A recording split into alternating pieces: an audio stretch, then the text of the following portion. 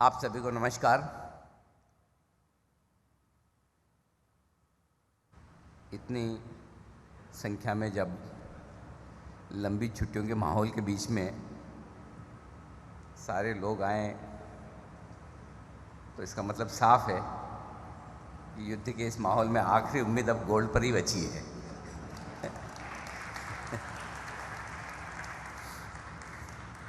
कहते हैं कि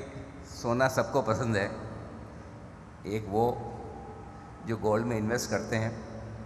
और दूसरा वो जो इक्विटी में इन्वेस्ट करते हैं, क्योंकि उन्हें नींद नहीं आती, उन्हें भी सोना बहुत पसंद है। कुछ ऐसा तो बदला है दुनिया में कि सोने ने अपनी, वो कहते हैं कि पुरानी ग्लोरी फिर से हासिल की है। और आप और हम कई बार ऐसा देख चुके हैं, समझ चुके हैं कि जब जब लोगों ने गोल्ड को राइट ऑफ करने की कोशिश की कि यार ये तो बेकार है, इसमें तो पैसा नहीं बनता है या पैसा कहीं और बनता है, गोल्ड ने आपको हमेशा सरप्राइज़ किया है कुछ ऐसा और इतना पैसा बनाकर कि आपका भरोसा फिर से आ जाता है। और पिछले कुछ महीने फिर से गोल्ड के लिए इस तरह के रहे हैं जो अपने आप में हमारे लिए एक लेसन है कि किस तरह से गोल्ड और सिल्वर बढ़ भी सकते हैं और किस तरह से घट भी सकते हैं। और ऐसे में ये बहुत ज़रूरी है कि हम सोने और चांदी में किस तरह से निवेश करें और उस इन्वेस्टमेंट्स को किस तरीके से देखें, कितना पैसा इन्वेस्ट करें, अपनी वेल्थ का, अपनी टोटल सेविंग का कितना पैसा आपका बुलियन में जाना चाहिए, किस तरीके से जाना चाहिए, क्या वही पुराने तरीके ठीक हैं जब आप गोल्ड सिल्वर खरीद कर कॉइन्स या फिर जो भी ज्वेलरी खरीद कर रखते थे, या फिर अब वक्त आ गया है अपनी सोच बदलें, अपने डिजिटल तरीके से आप इन्वेस्ट करें। हमारे साथ निप्पॉन के फंड मैनेजर हैं और बहुत अच्छा काम निप्पॉन म्यूचुअल फंड कर रहा है। उनका सबसे बड़ा गोल्ड ETF है भारत में, और एक सुरक्षित तरीके से किस तरह से आप गोल्ड ETF के जरिए वही पैसा वही कमाई कर सकते हैं, वो काम बहुत बखूबी कर आपके सामने रख रहे हैं। दो तीन चीज़ें मैं कहना चाहूँगा जो इस वक्त इस गोल्ड समिट में हम फोकस करने की कोशिश करेंगे। हिंदुस्तान दुनिया में गोल्ड का सबसे बड़ा कंज्यूमर है, शायद रिजर्व्स के लिहाज से भी ऑफिशियली और अनऑफिशियली सारे मिलाकर देखें तो हमारे पास रिजर्व्स हाईएस्ट हैं, लेकिन अब भी हम प्राइस टेकर हैं, प्राइस मेकर नहीं हैं। दुनिया डिसाइड करती है कि गोल्ड का भाव क्या होगा, जबकि कायदे से डिसाइड हमें करना चाहिए। हम खरीदने वाले हैं गोल्ड,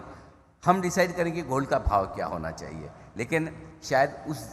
लेवल तक पहुंचने में थोड़ा समय है। कुछ इंफ्रास्ट्रक्चर ऐसा होना चाहिए, कुछ ऐसी इंस्टीट्यूशंस होनी चाहिए, गोल्ड की प्राइसिंग किस तरह से हमारे यहाँ बन सके, किस तरह से हमारी प्राइसिंग ऐसी हो जो सबको मान्य हो। इब्जा इस डायरेक्शन में बहुत अच्छा काम कर रहा है, मेहता साहब हैं यहाँ पर। जिस तरह से उनकी प्राइसेस पूरे देश भर में एक्सेप्ट की जाती है, मैं चाहता हूँ कि कुछ आप ऐसा काम करें कि हिंदुस्तान की प्राइसेस पूरी दुनिया भर में एक्सेप्ट हो। इस दिशा में हमें आगे बढ़ना चाहिए ताकि हम न सिर्फ प्राइस लेने वाले बने बल्कि पूरी दुनिया को प्राइस देने वाले बने। और दुनिया में ये डर होना चाहिए कि अगर हिंदुस्तान वालों ने गोल्ड खरीदना बंद कर दिया तो क्या होगा, और अगर ये बेचने आ गए तो फिर समझ लीजिए ये है ना जो हमारी ताकत है, वो ताकत इंटरनेशनल मार्केट में दिखनी चाहिए। दूसरी चीज़ जो मैं कहना चाहता हूँ कि तमाम मुश्किलें हैं, रुपया वीक होता है, फ्रेट चार्जेस, ट्रांसपोर्टेशन कॉस्ट होती है, इंश्योरेंस चार्जेस होते हैं, सारा गोल्ड हम इंपोर्ट करते हैं, उसके बावजूद हिंदुस्तान के एक आम आदमी का गोल्ड से कभी भरोसा उठा नहीं है। और ये भरोसा उनका बना रहे, इसके लिए बहुत ज़रूरी है कि गोल्ड की जो प्राइसेस हैं उसमें ट्रांसपेरेंसी होनी चाहिए। आप यहाँ मुंबई में BKC में गोल्ड खरीदें या बेचें, या फिर किसी भी छोटे से तहसील या डिस्ट्रिक्ट लेवल पे कोई गोल्ड का ज्वेलर हो, वहाँ पर आप खरीदे बेचें, एक स्टैंडर्ड प्राइस होनी चाहिए। हम NSE में हैं, NSE के प्रांगण में है, NSE की प्राइस जो NSE की बिल्डिंग में जिस स्टॉक की प्राइस जो आएगी वही प्राइस अगर आप आसाम में कहीं डिब्रूगढ़ में बैठे हैं तब भी वही प्राइस आएगी। कुछ तो कुछ ऐसे मैकेनिज्म पे हमें काम करने की ज़रूरत है जहाँ गोल्ड के प्राइसेस पूरे देश में एक जगह स्टैंडर्ड हो पाए, अपार्ट फ्रॉम जो एक्सचेंजेस पे आ रहे हैं वो तो है ही, लेकिन जब तक स्पॉट मार्केट हमारा उतना स्ट्रॉन्ग नहीं होगा तब तक शायद हम और उस लेवल पर जो प्रोग्रेस करनी चाहिए वो नहीं कर पाएंगे। तीसरी चीज़ जो इम्पोर्टेंट है वो है कि इस तरह के गोल्ड के, सिल्वर के हमारे रिजर्व्स हों, देश के लिए जब भी इस तरह की सिचुएशन हो उसमें हमें उसका बेनिफिट कैसे मिल सकता है उस पर हमें काम करने की ज़रूरत है। बाकी तो डेफिनेटली किस तरह से गोल्ड के और सिल्वर के मामले में आप इन्वेस्टमेंट करके अपने पोर्टफोलियो को बेहतर कर सकते हैं। प्राइसेस कहाँ किस डायरेक्शन में जा रही है, कौन से वो बढ़िया लेवल्स हैं जहाँ अगर आपने पिछली बार बस मिस कर दी तो इस बार ख़रीदारी कर सकते हैं। इस मामले में मैं भी एक दर्शक और श्रोता हूँ, मैं भी जानना समझना चाहूँगा ताकि मुझे भी आप लोगों से ज्ञान मिले कि गोल्ड सिल्वर कब खरीदना है, ताकि मैं दूसरों को बता सकूँ। तो सब लोग आप और हम सब लोग ये जानना चाहते हैं और इसे एक इन्वेस्टमेंट मीडियम के तौर पर देखना चाहते हैं। और आज की हमारी गोल्ड समिट में हमारा यही ध्येय है कि किस तरह से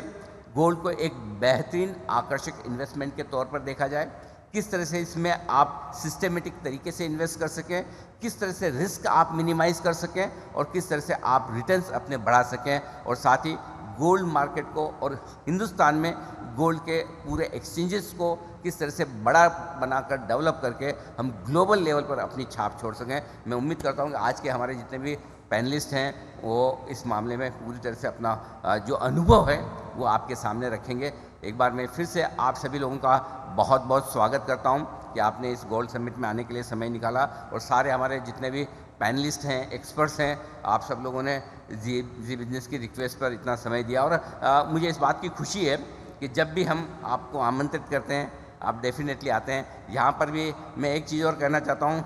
बहुत सारी रिक्वेस्ट ऐसी थी हमें रजिस्ट्रेशन बंद करने पड़े क्योंकि जगह के हिसाब से अब NSE है, कोई बैंकेट हॉल तो है नहीं कि 5-50 लोग 200-300 लोग और एक्स्ट्रा आ जाए तो काम हो जाए। तो मैंने मृत्युंजय को कहा भी है कि मृत्युंजय, जिस तरह की चैनल की पॉपुलैरिटी है, जिस तरह से लोग आपसे मिलना सुनना देखना चाहते हैं, हमें लगता है थोड़े बड़े वेन्यू की भी ज़रूरत पड़ेगी। लेकिन आज आप ये इवनिंग एंजॉय कीजिए, सीखिए, समझिए, और आप लोगों के जो भी सवाल होंगे आई एम श्योर हमारे पैनल एक्सपर्ट्स उसके जवाब भी देंगे। तो मैं एक बार फिर से आप सब लोगों का बहुत बहुत स्वागत अभिनंदन करता हूँ। नमस्कार।